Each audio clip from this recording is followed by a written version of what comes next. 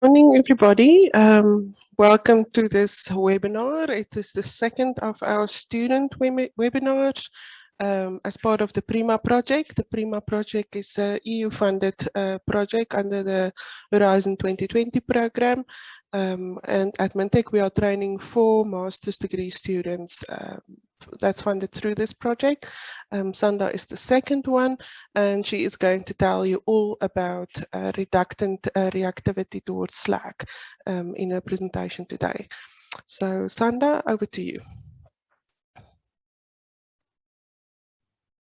I can just, before Sanda start, just maybe mention if you have any questions, please type it in the chat window, and then afterwards I will read it out to Sanda to answer. Thank you very much. Thank you, Alet, for the introduction.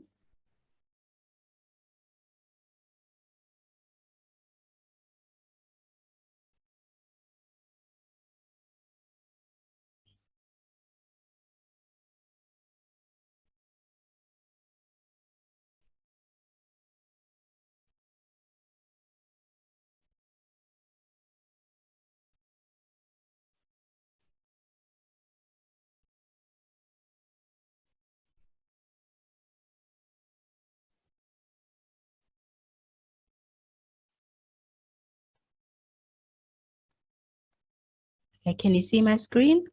Yes, I can. Okay. So I'll just start off with the presentation. Good morning, everyone, for joining us today. Thank you for your time, and thank you for giving me this opportunity to present my findings on the MSc project that I had embarked on.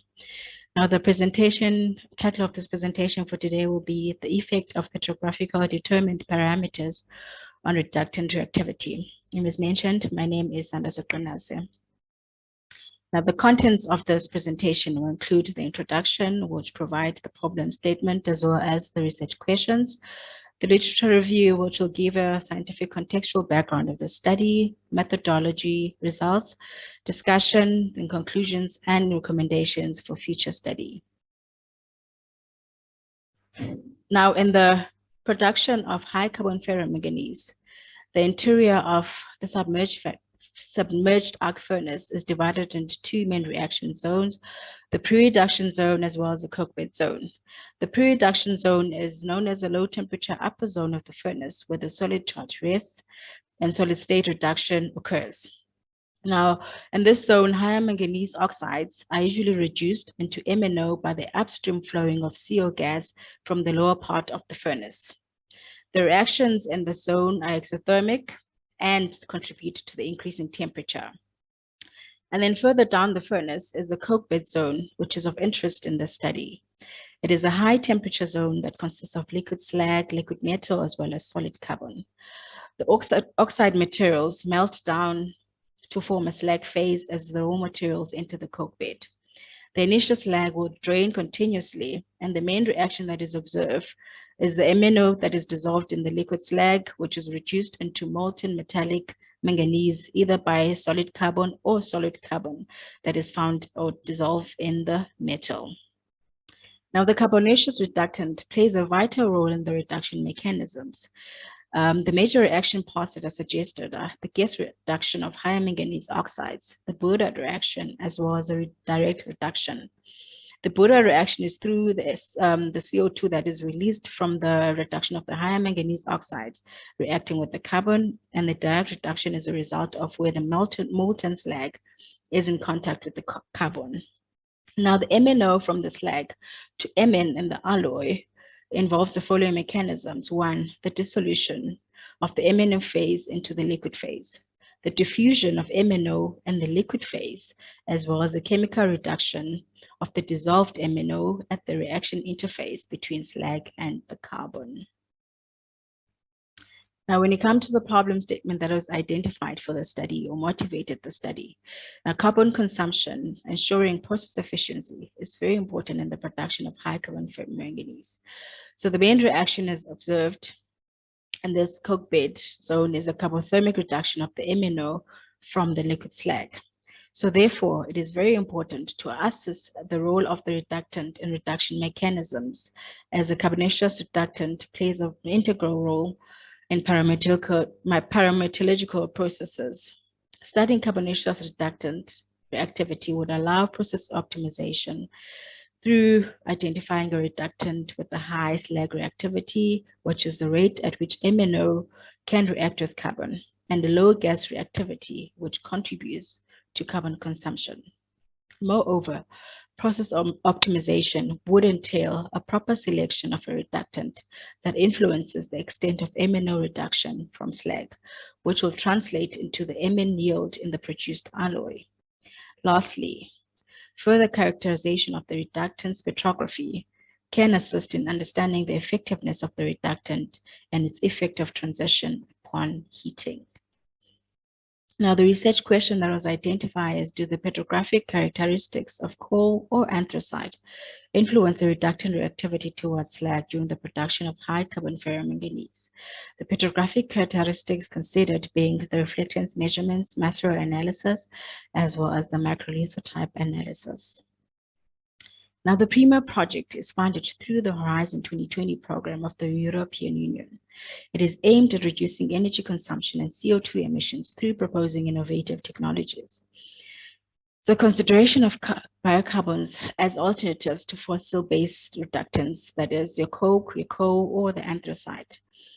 Now, the study will be able to form a baseline to evaluate the biocarbons against the fossil-based reductants.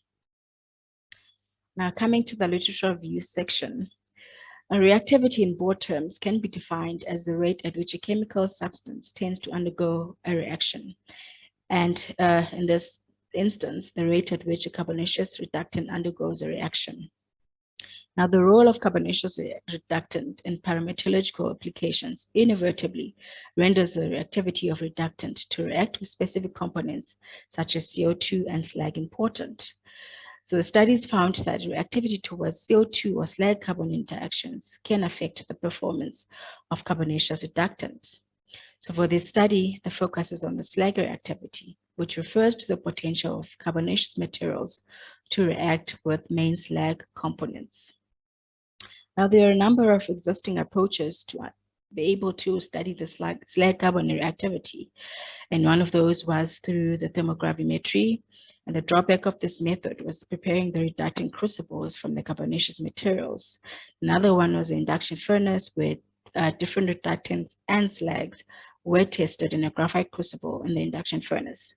Now, this study concluded that it is not ideal due to the additional inductive energy that the graphite crucible provides. And then the last one was a sessile drop technique, which was found to be the most favorable approach due to the fact that no crucible was used. Now, there are numerous studies conducted on MNO reduction kinetics from high carbon ferromanganese slag by carbon sources.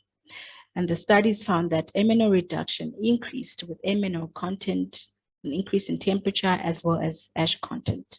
They also found that stirring has no effect on the kinetics of MNO reduction, and that MNO reduction is affected by the type of carbonaceous material chosen. The studies also found that slag composition affects the kinetics of MNO reduction, and that the reaction of MNO is a mixed control, which is both chemical reaction as well as CO gas mass transfer. Now, carbonaceous materials that are mainly used as reductants, which is coke and coal. Now, these are complex and heterogeneous in nature, so therefore they possess a wide variety of physical and chemical differences. So coal can be assessed in terms of technological applications for its physical and chemical properties. So the organic composition of coal consists of standardized techniques such as the macro analysis, the reflectance, and microlithotypes. And this will form basis of our comparison studies. Now, before getting to the basis of coal petrography, it is important to note the differences between the Southern African coals as well as the Northern Hemisphere coals. Now, Southern African coals are generally diverse due to the variable conditions of peat forming in swamps. So as a result, South African coals are variable in their organic composition as well as in their rank. And they are generally found to be rich in inertinite and mineral matter, while the Carboniferous in the Northern Hemisphere are found to be less diverse due to their depositional environments and rich in vitrinite. Now, coal petrography refers to the microscopic study of organic and inorganic constituents that are found in coal, applied in a wide variety of fields for geological and technological applications. However, before getting into the basics of coal petrography, it is important to understand coal composition as well as the formation to put into context the foundations of petrographic analysis. So the three most important parameters regarding coal that are identified is coalification, which ultimately determines the rank, muscle formation, which is an organic constituent that determines the type of coal, as well as the mineral matter, which is the inorganic constituents of the coal that determine the grade. Now, coalification is a metamorphosis process that is defined by increasing temperature, pressure, and time, resulting, as seen in the diagram, in transformation of peat through lignite, subbituminous, bituminous, and finally anthracite. Now, coal composition can be categorized into organic and inorganic, and as mentioned, organic will determine the type of coal, and they play an important role in the assessment of coal for utilization. So the master composition, which is organic composition, forms the foundation of petrographic assessment and is the most important for standardization of petrographic properties. On the other hand, the grade of coal is determined by the mineral matter, which is the inorganic material that contaminates the accumulation of plant debris. Now, the three main master groups that are identified based on reflectance, chemical, as well as physical properties. Now, each of these properties is distinguished by a unique set. For instance, vitrinite, which is formed from cellulose and the lignin of cell material, depending on the rank. The reflectance appears dark to light gray under microscope and is made up of aromatic with aliphatic chains. Molybdenite originates from all distinct plant parts, such as spores, cuticles, as well as raisins. At lower rank, it appears dark to dark gray or rusty brown in reflected light. It is found to be also hydrogen-rich, while the inertinite part originates from oxidized deuterial humus. Now, literature also suggests that inertinite may have formed through pit fires and oxidation by microbial activity. The chemical structure of inertinite is characterized by the highest carbon and the lowest oxygen and hydrogen. Now, relating petrography to reactivity is important in order to understand the influence of the petrography of feed coals and how they could potentially perform during the production of high carbon ferromanganese.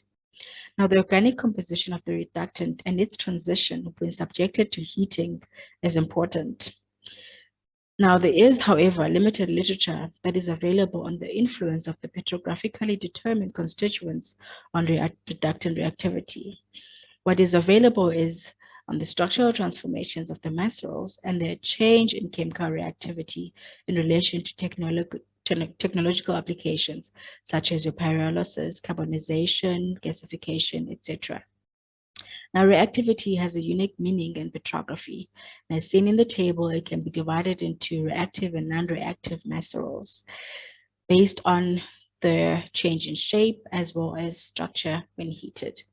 Now, reactive macerates tend to soften and release volatile matter when heated, resulting in char formation, while unreactive macerates or non-reactive macerates at any rank do not combust and require more heat.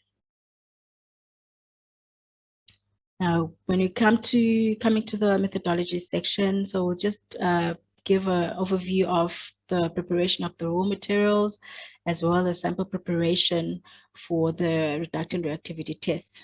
So the reductants that were used in the study were sourced from a local producer of manganese ferroalloys, and then the reductants that were identified as coal-1, coal-2, and anthracite. The core characterization techniques that were employed were proximate analysis, ash analysis by XRF, petrography, as well as SEM-EDS. Now, the S received core samples were manually separated. The large pieces were stored separately, while the smaller fractions were crushed, split, and subsequently milled, and then submitted for characterization.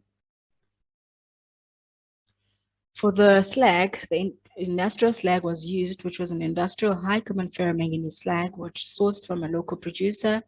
And the slag characterization techniques included chemical analysis by XRF as well as ISP, XRD, as well as SEM-EDS. Now, the as received slag mass was manually coated, crushed, milled, and split into mass loss in order to prepare for characterization.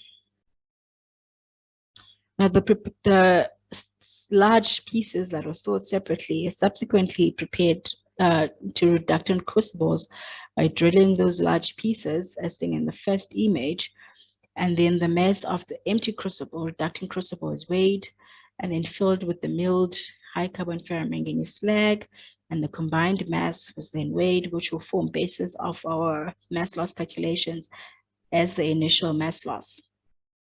And then it fitted into an alumina crucible, which serves as a containment vessel. And then the contents are then covered in a refractory board as well as sacrificial carbon. Now, this type of setup was used in order to be able to study the slag carbon interface clearly.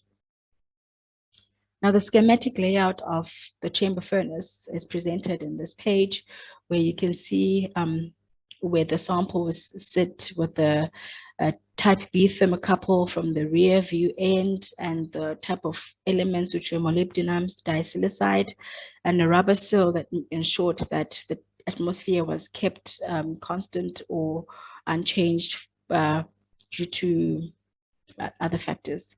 And then the test program was a series of 5 tests for each coal type and industrial slag at fixed time intervals of 72, 144, 216 minutes, 288 minutes, and then 360 minutes at 1500 degrees Celsius in argon atmosphere. So this is just a photo of the layout where you can see the temperature controller, which was able to set the target temperature at 10 degrees Celsius per minute, as well as how the sample looks like inside the chamber furnace. Now the results. So one of the results is approximate analysis. So anthracite was found to have the least volatile matter and the highest fixed carbon, while coal-1 and coal-2 had the highest volatile matter and the lesser fixed carbon. Now, these two parameters are important, as noted out, in order to compare when discussing the results of rank.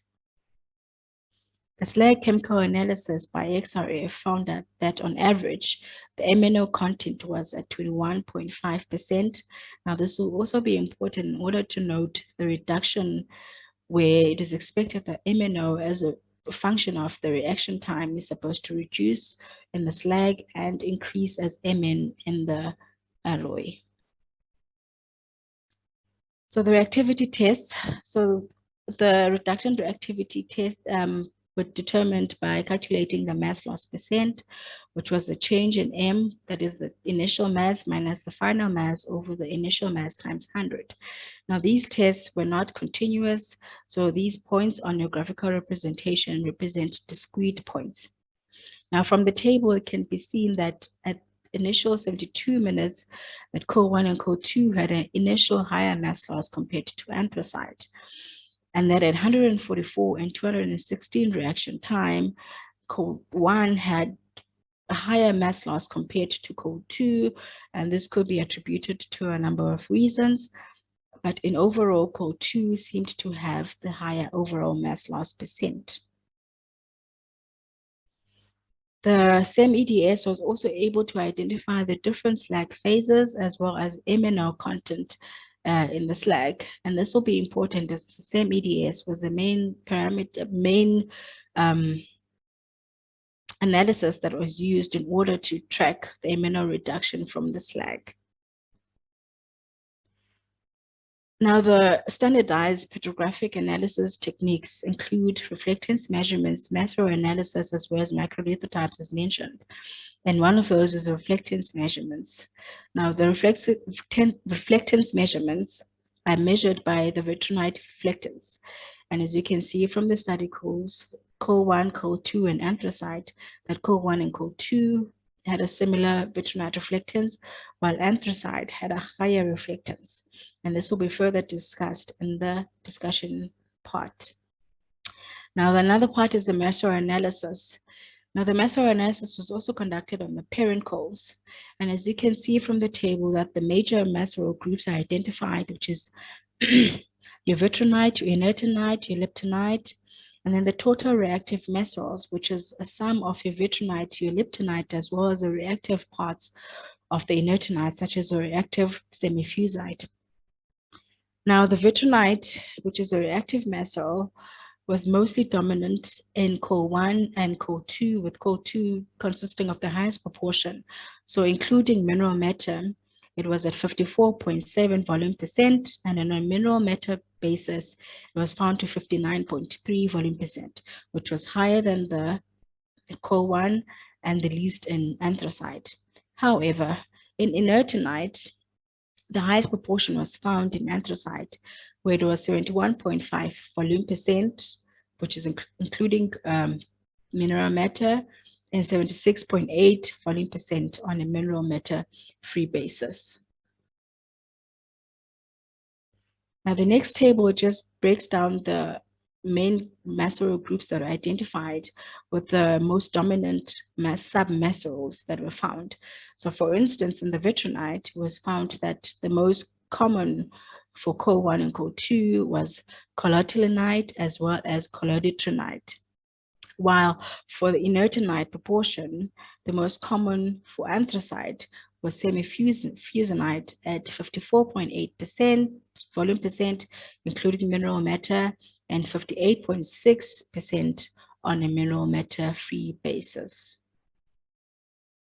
Now, the following plates or micrographs will be able to just show the typical submacros that were identified for the different parent coals that I studied. Now, this will also be important to track the evolution of each of these macro groups in response to heating. And as you can see with parent coal, as we said, that it was mostly dominated by the vitrinite macros. And then on this middle micrograph is a fusinite, which represents a broken structure, and it is an inertinite as well as an inert semifusinite. The next slide, COL2 is just a banded formation of the macros where you find a vitrinite with your inert semifusinite, reactive semifusinite, as well as your collotylenite. Anthracite, however, looks a bit different, and is mentioned that rank plays a role in the reflectance of these macros. So anthracite, being of a higher rank, has a different reflectance compared to COL1 and COL2, and that's why it appears to be brighter. And the most dominant macro that was found in the anthracite was the inert semifusite. Now, microlithotype analysis is another standardized analytical technique. It is basically an arrangement or association of macros with each other. And from this table, you can see that the major groups was just the macros are mainly arranged as monomacros, which is just as pure macros, with vitrite being dominant in COL1 and COL2 at 27.7 volume percent and 44.8 volume percent in COL2, while it was mainly semifusite, which is a semifusinite, is 59.1 volume percent in anthracite. And the bimacros, their proportion was not as great as the monomacros, but the mainly concentrated as vitrinitinite, which is basically an interlayering of vitrinite as well as semifusite or fusite. Now, these macrolithotypes are very important in technological applications. Now, the post-mortem samples are divided into macroscopic observations as well as your microscopic observations. So petrographic analysis, the standardized techniques are only applied to the parent coals. And now we'll be going through the heat-treated samples in order to understand the evolution of the macros as well as any other effect of the parameters that were studied. Now, as you can see from these three diagrams, that COL1 had cracks that were heat-induced, and as a result, the slag that was found at the interface had migrated to the bottom of the crucible. And you can also see small metal pearls and some as a form of reduction that had occurred. And the same is noted for core 2, where the core is highly fractured due to heat, and there's some reduction that has occurred due to the appearance of the slag. While with anthracite, it seems that there's a little reduction that occurred as slag appearance differs from core 1 and core 2, and that everything else still remains intact, especially at the slag carbon interface. Now, the macroscopic observations, as noted, that with anthracite, everything still seemed intact. And as you can see, that there are still clear boundaries between the phases where there's anthracite, slag, as well as alloy. And the only thing that is noted is the heat cracks, but you can see where alloy and anthracite meet. On the other hand, core 1, as mentioned, was highly fractured. So you just find an intermixture of the core, slag, and alloy without a clear boundary of the interface.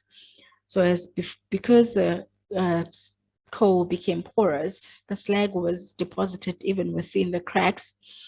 And as a result, you'd find that the metal pearls also finally disseminated throughout the core. And the same was identified for core 2.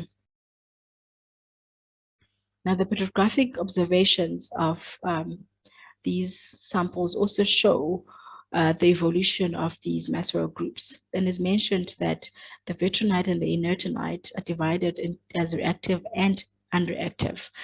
So the vitrinite particles, what they do is when they're heated, they release volatile matter. And once the volatile matter is released, they become porous.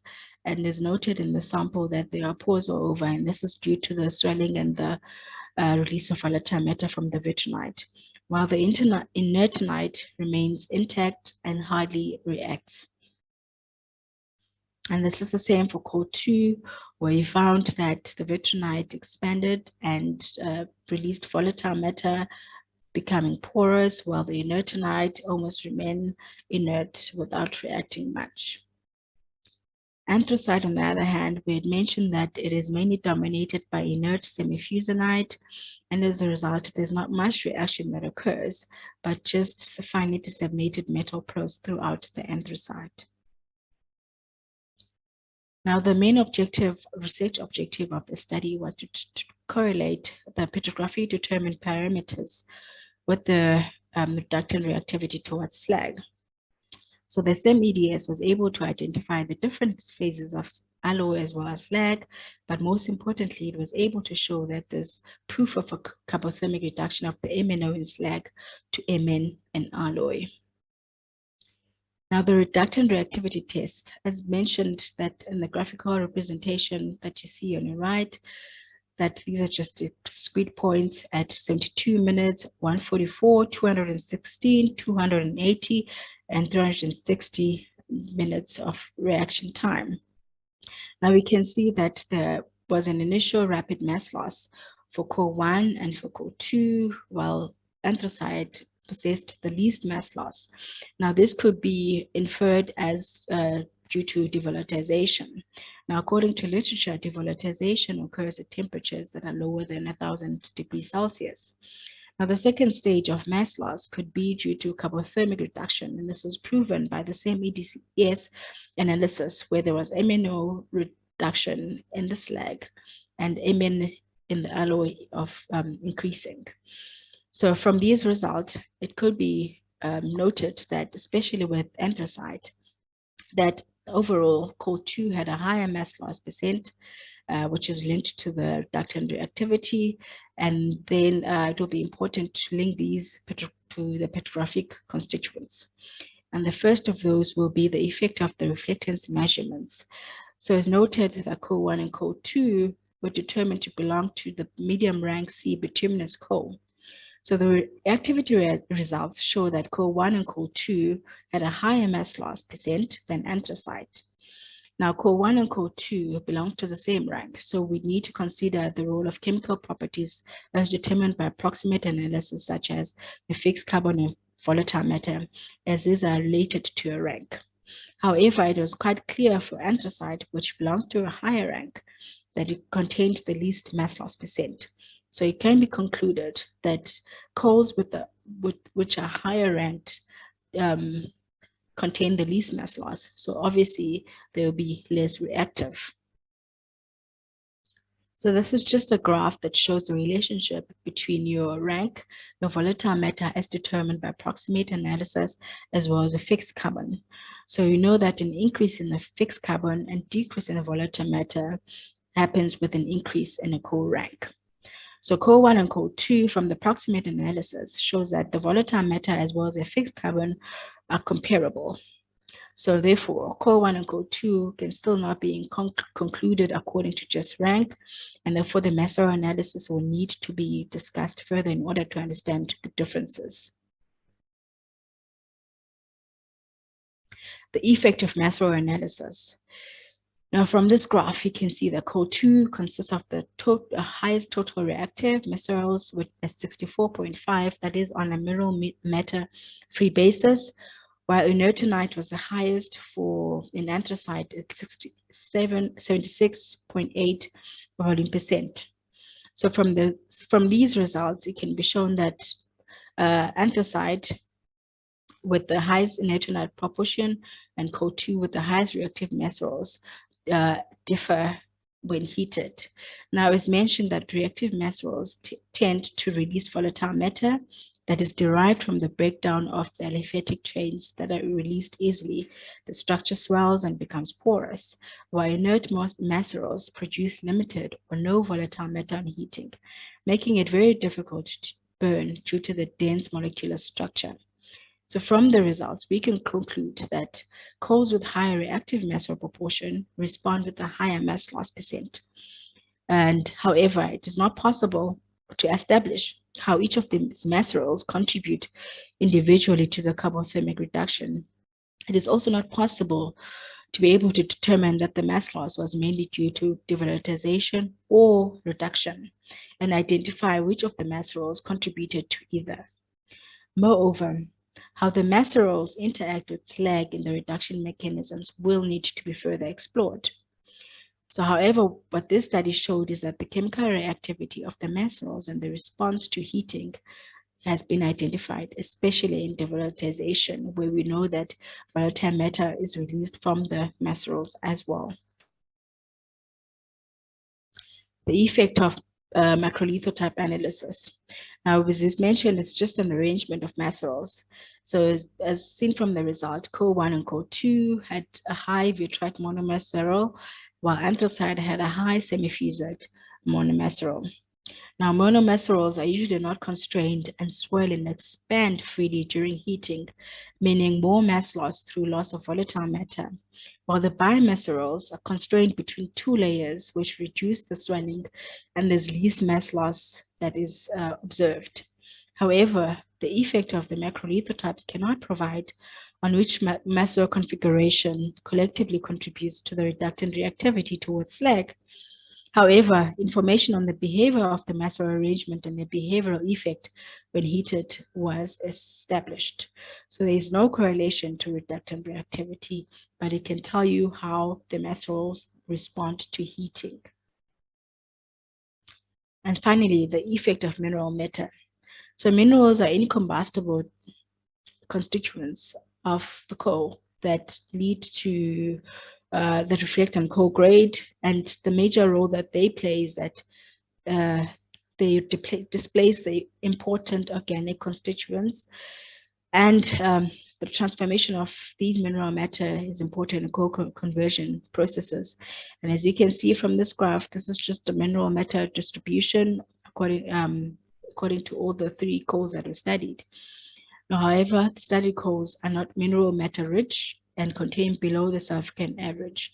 So there's no correlation that has been established or the effect to reductant reactivity. In conclusion, the carbonaceous reductant reactivity towards slag showed a systematic trend and was found to increase with an increasing proportion of reactive Massaros. Now, coals of the same rank, the effect of its chemical properties, such as fixed carbon as well as volatile matter, was considered. The relationship that was established is between the macero reactivity and its behavior when heated.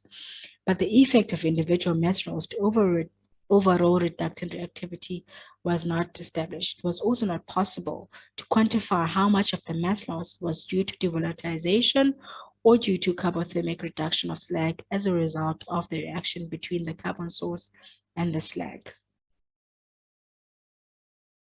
Now, recommendations for future study: to be able to separate the individual macerals through density differences. Now, the concentration of the macerals by methods such as heavy liquid separation could be employed to separate the macerals at different specific gravities. Now, this could ultimately establish bases of comparison for the individual macerals in relation to the slag when heat treated. Further characterization techniques will also be needed to understand what happens at each time interval on a continuous basis. And also a series of thermogravimetric tests will need to be employed, coupled with off-gas analysis that will be used for comparison reasons, as well as to analyze the thermal changes of the core relative to the slag. Also developing methods that study the role of kinetics between the interaction of carbonaceous reductants and slag, and also expand on the reductants to study including biocarbons and as well as coke. And so just my references, and that is all. Thank you so much for your time. I'll be open to questions. Good, thank you, Sanda, for a very interesting presentation. And I'm glad to see we have such a number of people, international people present, as well as, of course, all our local producers of manganese ferroalloys. So that's very nice to have all of you here as attendees. So if you have any questions, because we have such a small number of people.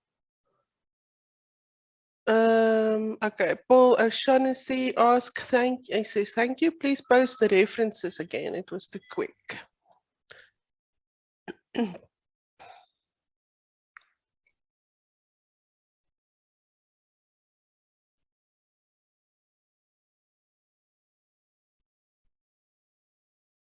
Okay, any because there's so little people present, Camilla, is it possible to make everybody per panelist and then people can just ask questions in person? Yes, Jolette, it is possible. I'll just move people over. Okay. So Drian says, thank you for a very interesting presentation. Thank you, Drian.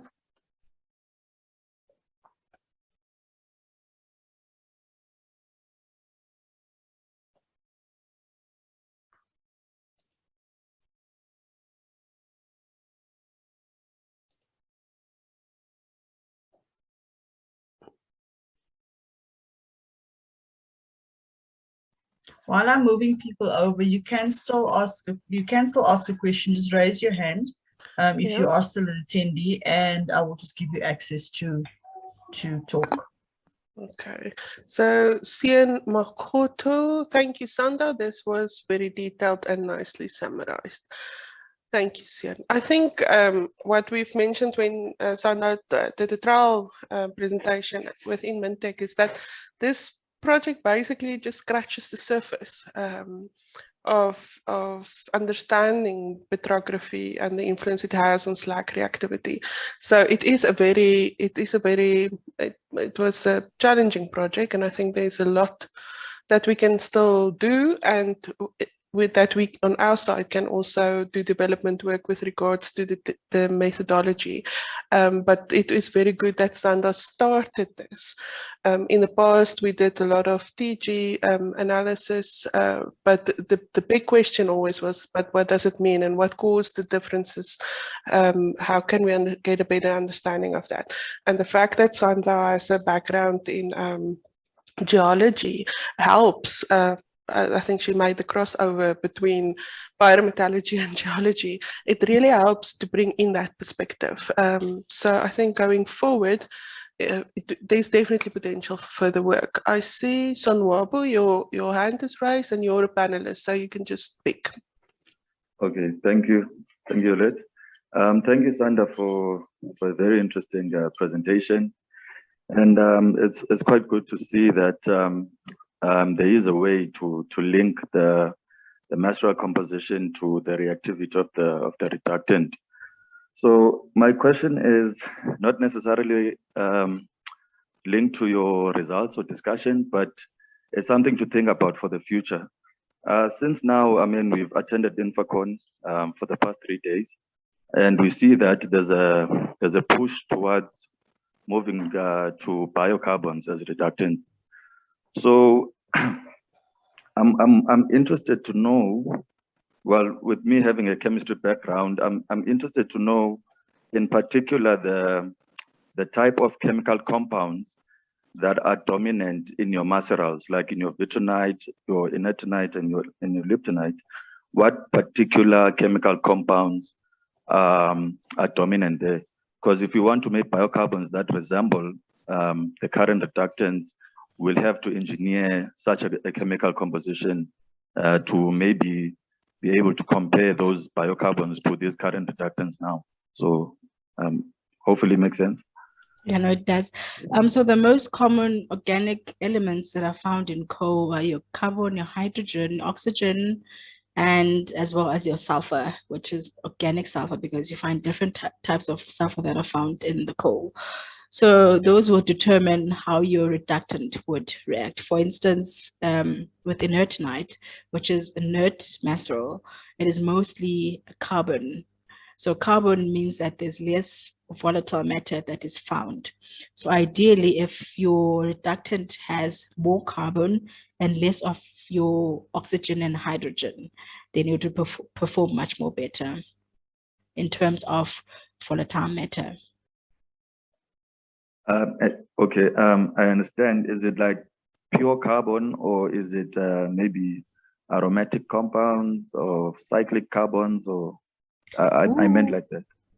Oh yes, there is some organic chemistry that is involved in all of that, but I didn't get into detail because I know there's also your aromatics, which was your benzenite or something. Yes, so they do mention the different chains for each of the macerals and how the structure looks like. So Okay. for you, if you're looking into the chemistry, it'll be best to look at those configurations. Okay, thank you. Thank you. Yeah. I look forward to having the two of you collaborate further on this topic. Paul, I saw your hand was up and then you were transferred to the panelist. If you have still a question, please feel free to ask.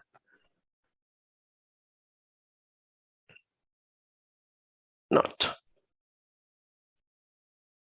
Okay. I see it. Yes, you can there hear you me go. now. Good morning. Yes. Hello, Joala. Hello. Sanda, congratulations. Very good presentation. Thanks.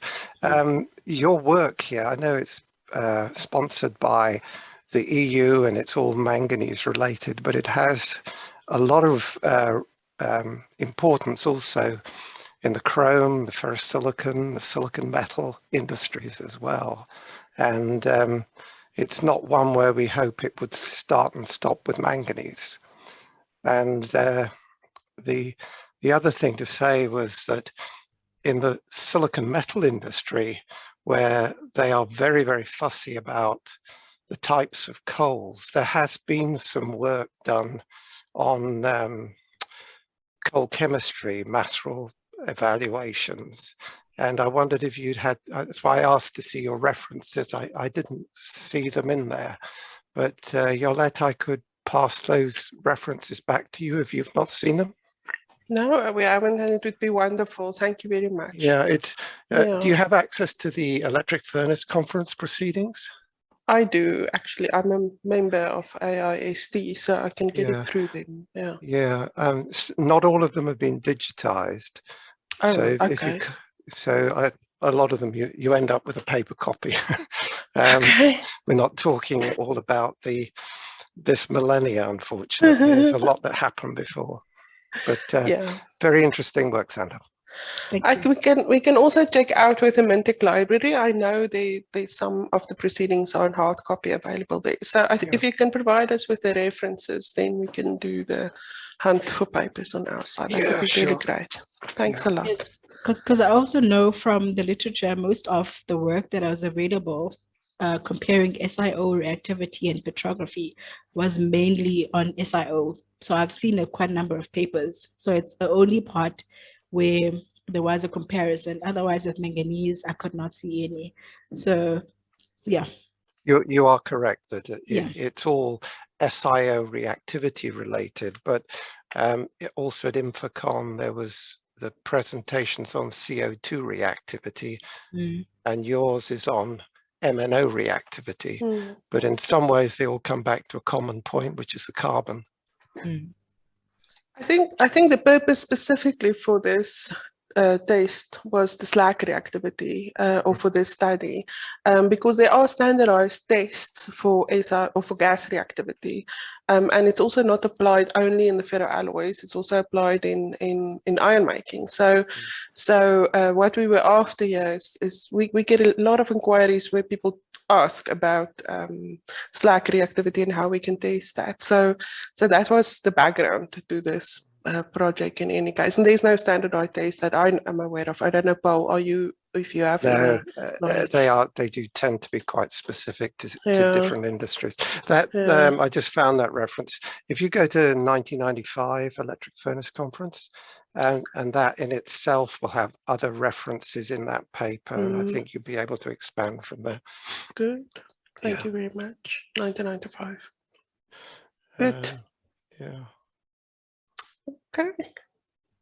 Any more questions from the attendees? If not, I want to thank Sanda. You were very brave today and you presented very well. I'm very proud of you and the work that you've done. And then also thank you attendees for being present today to listen and also participate. Stuart Nichols says, thanks, good presentation. Yeah, it's really nice to have. I saw Astrid from France. I saw Stuart is from Australia. Sean is from the UK, and Paul is from the UK, and then Michal is from Norway. Mohammed, I don't know where you from, and Nancy. But then we have Musa, local Lundekule. We have Kutso, Sam, Sun, Sifisu, and then Sunwabu, and then the wonderful ladies of the SIMM. Thank you all for being present, and have a nice day.